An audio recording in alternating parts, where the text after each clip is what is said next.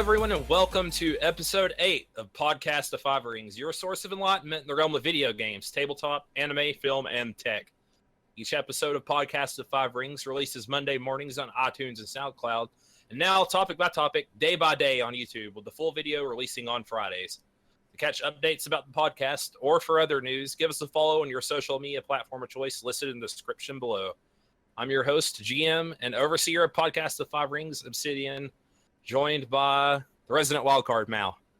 May the 4th be with all of you. No, don't start that. I'll have Star Wars fatigue really badly. I don't want to hear Star Wars today. The Dark Fortune Duelist meta. Hi. May the 4th be with you. Oh my god. I hate you guys. Love you. And the wall that will not fall, Tetsuo. You get the last introduction today. That's okay. I mean, and after all, last is best because I'm not going to wish you May the 4th be with you. Thank you. But he did still say it, so. Because I'm saving it up for tomorrow. That puts you first in my heart. Revenge of the 5th. You'll be the last person to die, Tetsuo. No one's going to have any clue what we're talking about. No, they're not. Okay. I swear I'm not an axe murderer. I don't know. You seem kind of shady to me. A kind of axe murdery shady. Are you sure that's just not the Obsidian? Yeah, it might be. Speaking of shady, we just did our first monthly module. We played a crew of shady lines. That is now up on YouTube by the time you're hearing this. And there might even be a second part up on YouTube. So please go check that out. We were the best. Shady lines? Excuse me? We were the most honorable lions that any lion ever did lion. You're lying. What? The lion. So what's everyone been up to this week? I beat Persona 5. Yay! At, I think, around 117 hours. And I managed to beat it twice before you beat it once. Yep. You got lapped. Video games. My final file was 186 hours, but it's all because you didn't get to play Friday. Yeah. You got lapped, man. Or whatever day it was. I think that was Monday. Oh, right. Yep. I know what Meta's been doing. We're obviously going to talk about that later. Yeah. What about you, Teds? Slowly making a dent in my giant mound of gunpla on my desk. Oh my gosh. We're just gonna get the mecha out of the way right now, and that way I don't have to talk about it any time in the rest of the episode. But like I said, man, we don't judge you for your addiction. It's okay. We all have our addictions. You wear yours loud and proud. I'm proud of you. True. We're all addicted to things. Like, my problem is samurai. And topos. Yeah, that too. I mean, that's what my fortune power is about, so. Mal's addicted to running overheads. Yep. We've all got our problems. I have a long list of addictions we won't get into. Yeah, that doesn't sound shady at all. I know, it just leaves it as like, don't worry about it, guys. It's not hard drugs or anything. Come on. Just the soft ones. Yeah, just ibuprofen. I just need my ibuprofen, man. I'm good for it, I swear. It's not even a controlled substance. How are you addicted to it? Just putting it out there. We do not at all condone any of this. This is us joking. Yeah, of course. Laying that claim now. Like the one guy is like, I think they're serious. Yeah. Oh, I'm worried about Obsidian. He has ibuprofen addiction. I'm not addicted. I'm just dependent on it. All right, let's get into the topic, shall we? Before we reveal some dark secrets that are best left unsaid. Says you. I have the first topic today, and it's L5R. Hey, who was expecting surprise. That? It's probably going to be for a long time because FFG has been pretty good about getting news out since their first announcement, and we're pretty sure at this point they're going to do one article per week since this week, I believe, was Destiny Worlds or Nationals, one of the two. The news kind of came later in the day yesterday, and the news they released is called the Conflicts of Rokugan. That was the article title, talking about the final 3 phases of every turn we're going to take in the new L5R LCG. The third phase in the full game, the first one they talked about in the article, is called the Conflicts phase. This is your former attack phase in the old game where you went to combat. The first player is going to get the first opportunity to take either a military or a political battle. Based on what I read, let me know if you guys inferred this too. It sounds like you're not going to be able to swing at multiple provinces anymore.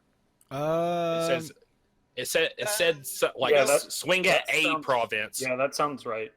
Well, I think you swing at one province for military, and then one province which could Yeah, be that's a what he different one means. for political. Yeah, you just don't select multiple provinces for your military conflict. Oh, right, I see what you're saying. I don't. It doesn't look like that's gonna be a thing. Yeah, which is interesting for Unicorn because that was kind of their evading stuff was their thing.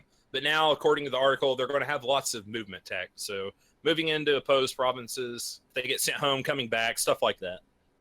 So the player who wins the die roll at the beginning of the turn, is it the turn or is it the game?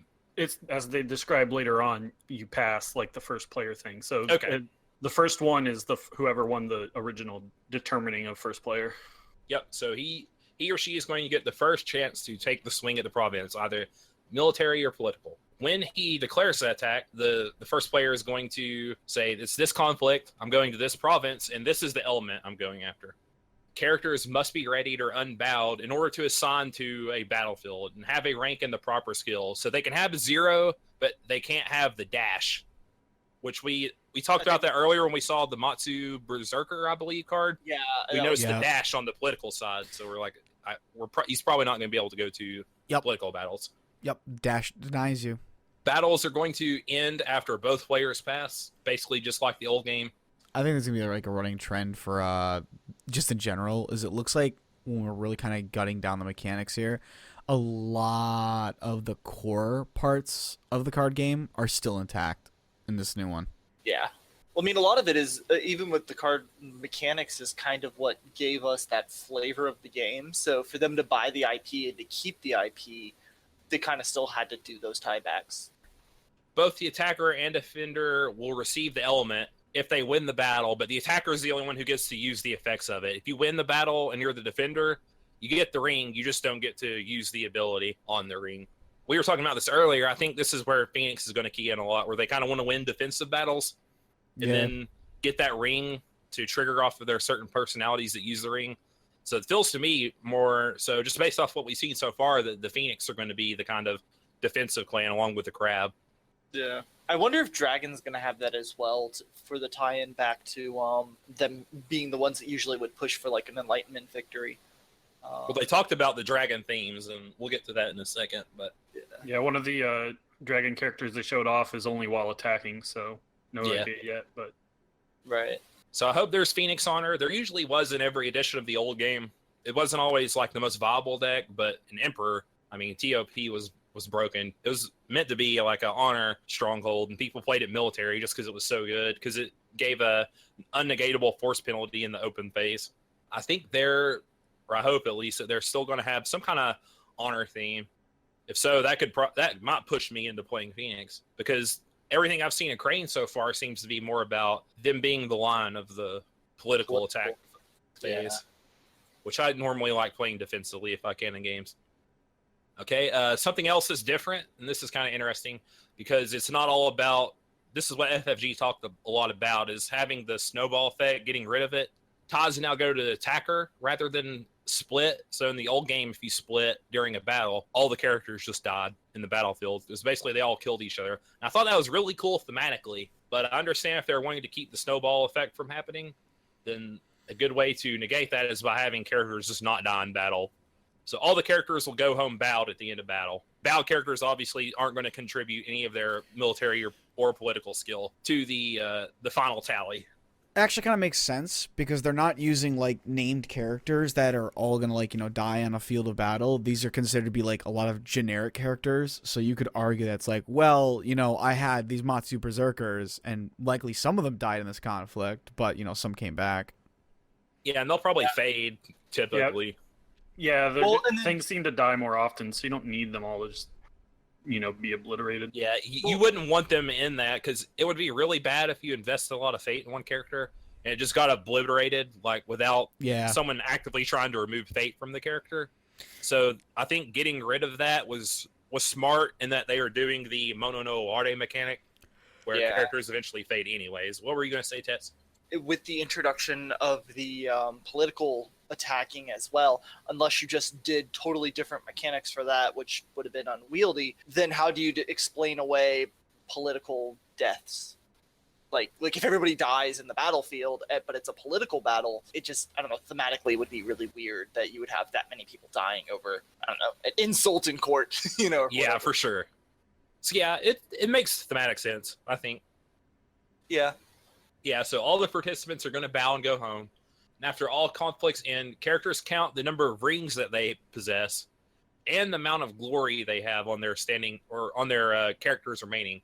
And whoever has the highest will get the Imperial favor, which you can, based on what I read, you can use it next round to give your personalities +1 military strength, or you can flip it over. I believe you choose whenever you choose, or whenever you win the favor. Yeah. You get the +1 military strength or +1 political strength. Yeah, the way they worded it, it looks like you choose it when you get the favor. Yeah, you can then place it on the political or the military side. I like the old favor better, but this fun. One's built in, so like no one has to like actively like try for it. Like sending someone home as a defender was really good. Being able to discard a card and draw a card was also good. And in the old game, you could use it to re-honor your personalities. Yeah, those type of effects are kind of built into the rings though too already. So yeah. Oh no, I understand that. I just think flavor-wise, the old favor feels more right. What does that glory thing do? Oh yeah. The glory stat. How does that work? The glory stat works if you have an honored character, their glory stat will add to their skills. If the character is dishonored, the glory stat takes away from the skills. So honoring and dishonoring is probably going to be a really big, like, swingy mechanic. Yeah. And based on what they said, the line are all going to be about honoring their characters and getting that bonus skill, whereas obviously the Scorpion are going to be about dishonoring opposing characters. So right, debuffing them. And then when they die, does that do something? Yeah, I think they covered it in old articles, but you gain honor equal to the glory, or lose honor equal to the glory, depending on if they're honored or dishonored. When they die, right? Or yeah, when you discard them. I'm zooming in on this picture. It looks like it's just a static 1, I think. Just period. I thought this Shinjo Outrider has 2 glory, but it looks like it's just an honor token. So I mean that also makes sense why it wouldn't have multiple values, because it says gain 1 honor when this character leaves the. It might be. It was hard for me to read what the honor token said. The little small card. Right, but if it's a static token, it makes sense there wouldn't be multiple values. I mean, it might say X on it too. You never know. Yeah, it doesn't look like an X. If it's 1, then probably line characters, I would assume, have more glory across the board if they're going to be all about honoring their characters. Yeah, how it would operate to mitigate that balance. It lets them do more with the glory amount too, I think, because you don't have to worry about accidentally, oops, I won because 3 of my characters died. Next, we have the Fate phase. During the Fate phase, the first thing you do is you discard all your characters that have 0 Fate on them. Attachments also get discarded. So if you put that Jade Tetsubo on your person with no Fate, you have to take into account that the thing's not going to stick around for a while, unless you have some effect that switches it around or something. The next thing that you do in the Fate phase is everyone who has a Fate on them discards a Fate, goes back into the pool. And then after that, a Fate is placed on every unclaimed ring. And the next attacker who declares that ring claims its Fate. You don't have to take the ring. All you got to do is declare for the ring. And you get the bonus Fate in your pool. That's pretty cool. Yeah, and Dragon are going to interact with the Fate that's on the rings. So the Togashi Initiate, when he attacks, he can spend a Fate that's on one of the rings and give himself a stat bonus to both the stats. And the other Togashi card, it did something that interacted with it too. You can, for each Fate on an unclaimed ring, it gets +1 political and militaries. Yeah, so that seems really good. Yeah. But wait, like late game. The only thing I have a question about though is that if you declare a ring and you get all the Fate that's placed on all the rings, just that one ring. Oh, you just get on that one ring. Yeah, whichever ring you're attacking. Yeah. So the Initiate, he can do it on any ring. It doesn't have to be the one you're attacking. Right. And he will buff that other person if you put it on a different ring. Oh, okay. So that's kind of how Dragon are going to interact with the rings, it seems, without the whole enlightenment victory thing. That makes sense. It's neat. I like it. Yeah, I was about to say, I really like that. I think, because and correct me if I'm wrong, but I believe that they did that too, so that way you didn't have people constantly only attacking for 2 or 3 of the rings, just because of the effects of them. Like this, Yeah, at the that'll very definitely least, help. it'll encourage you to be a little bit more broad in your scope of your deck. Yeah, it's Yeah. going to make other targets more lucrative for sure. Even if a Phoenix like only has fire ring effects on their characters, they probably can't just let the other ones sit. I just look at the stuff, and it really makes me want to see the whole set. Oh yeah. Just I excited know. to see how everything interacts with each other. That's pretty much the same as I just keep seeing these, and I'm like, I just want it all now. The more I We see, don't have the that much happier I am. So the last phase we have is called the reprieve phase. Characters who are already bowed or unready, whatever they call it, they're going to unbow already. Players can discard face-up cards from their provinces and refill them face down. So this is what I was asking about last week. I'm glad to see that this is in because it is a big part of the last game. So Right. it's just good that you can keep your provinces from being unclogged if you don't want them to be. Face-up cards on broken provinces are also replaced. So Automatically, yeah, so every turn, if your provinces are broken, if you want that guy and he's in your broken province, you have to buy him that turn or he's going to be discarded. Which really puts weight on because again, the fact that the province isn't gone necessarily, but this at least still attaches a negative to having a broken province, because otherwise you didn't have a mechanical negativity to having it broken, besides your opponent being just that step closer. And then all the rings go back to the pool and the next round starts. And that's basically everything I saw from the article. Yeah. I'm liking how they are tying, like, as you explain the mechanics, you can really, like, this clan really cares about this mechanic, or at least, for now. They're really tying clans into the mechanical mechanics of the game, which is really nice. Yeah, Dragon and Phoenix, so far, are my 2 favorite mechanical tie-in clans, because I just love that the Phoenix interact with the rings. That's just so super neat. And the Dragon Fate on the unclaimed rings just is really a really cool way to make them seem a bit like the dragon of old, right? But have them be different.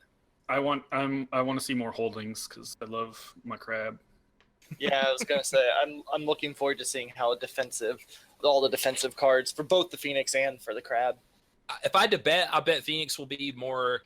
Obviously they're going to manipulate with rings. Hopefully they'll get some honor stuff. If they're going to be defensive at all, it's going to be honor. Crab will probably be more like the we come back and swing at you kind of defensive style. Yeah. So we attrition you a little bit, then we come back and hit you hard after you've swung on us.